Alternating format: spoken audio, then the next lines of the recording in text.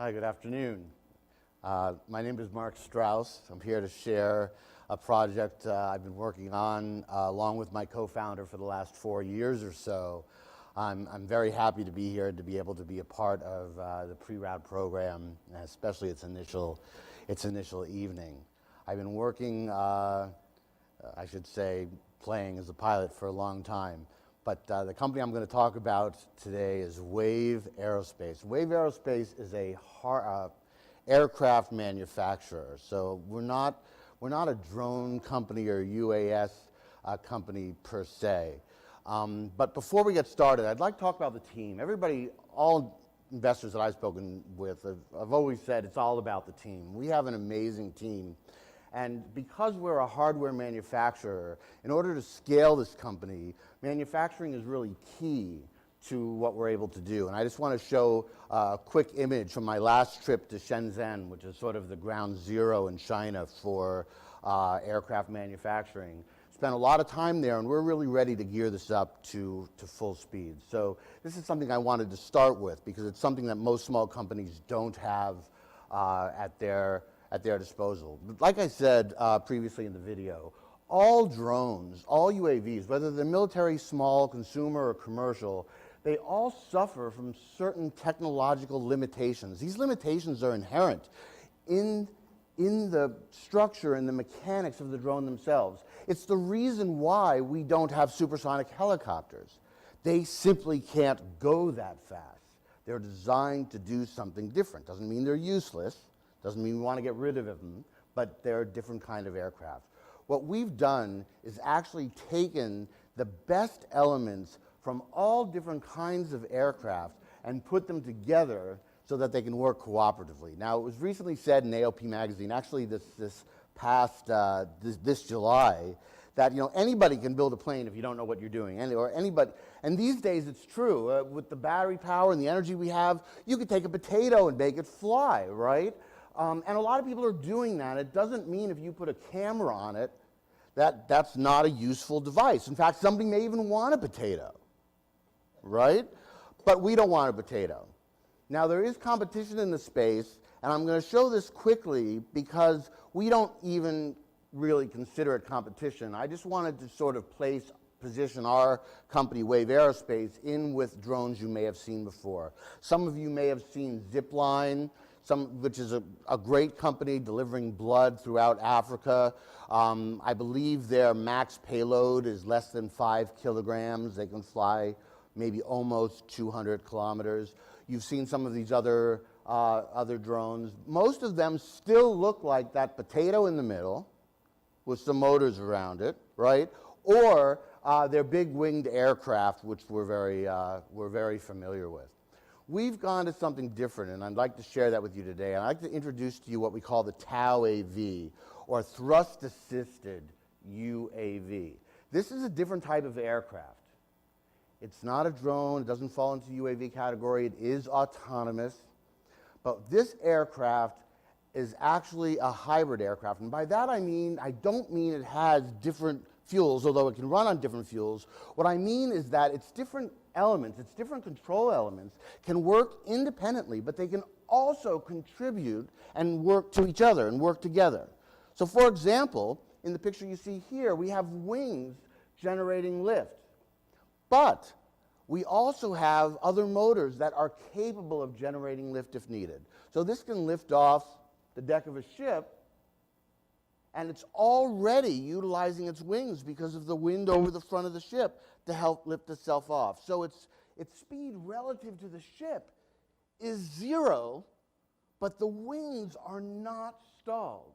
And that's central to the concepts that we are using here. In fact, this drone, because it can utilize these multiple systems, is capable of outperforming almost any other UAV by twice as much. We can take off and land in a 70-knot headwind. In fact, to test these devices, we had to borrow leaf blowers, and we blow 2 leaf blowers at them to see if we can blow them out of the sky, and we're not able to.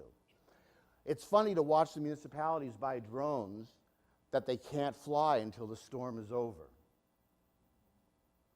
This can fly in anything.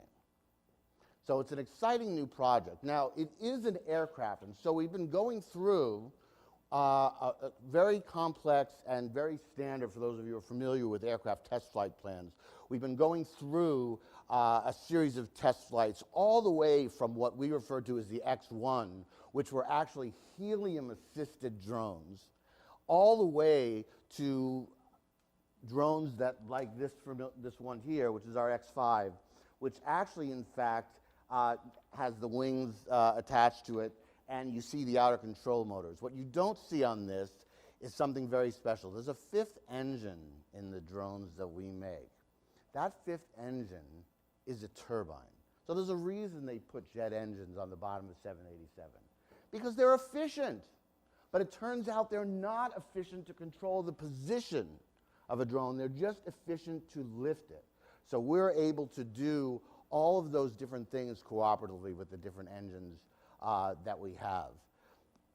Here's the slide that I was just talking about, some of our flight testing program that's come up. We are actually over on the right side where you can see the Falcon. It's actually the Falcon X5A, the Falcon 2 is what you're looking at here. Lots of different things.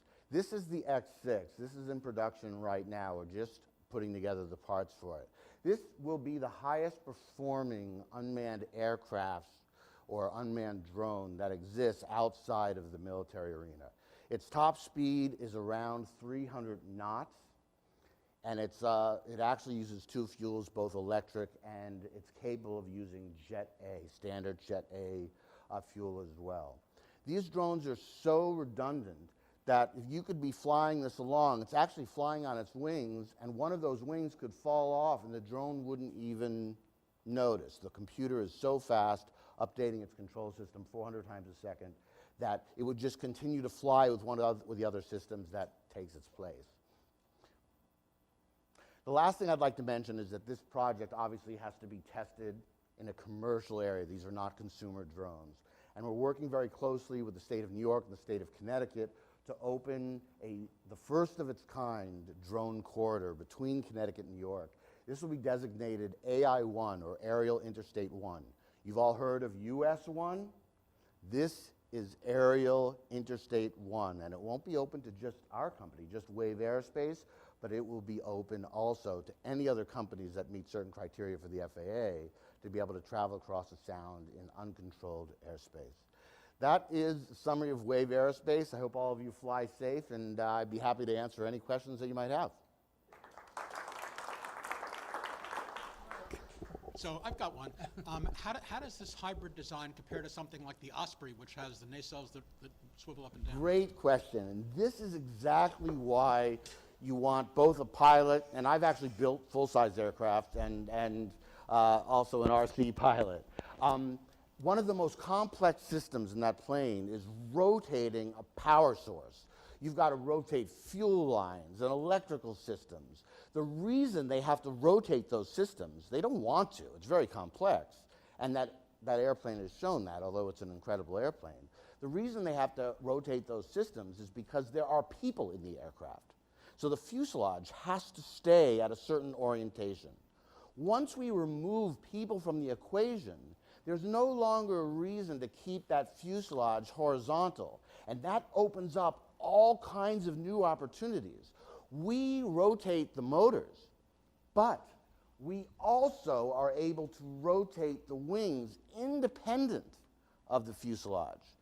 So we can rotate or position the aircraft by, like a normal drone, in different axes, but we can also rotate the wings, which allows us to have these wings in a non-stalled condition throughout an incredibly wide flight envelope. The Osprey needs to accelerate to a certain speed where those wings are no longer in a stalled condition before it can rely on them for the lift it needs. Could you share with us a little bit about who are your customers? You know, who's going to buy this? Sure. So and we're how an are they going to aircraft use it? manufacturer. It's a really good question. Just like Boeing, just like maybe that's a difficult example these days, but just like many aircraft manufacturers, a lot of this is custom. So although we have written the software that allows these power systems to work cooperatively, we don't make the sensors that they have. We make allowment for them or for payloads.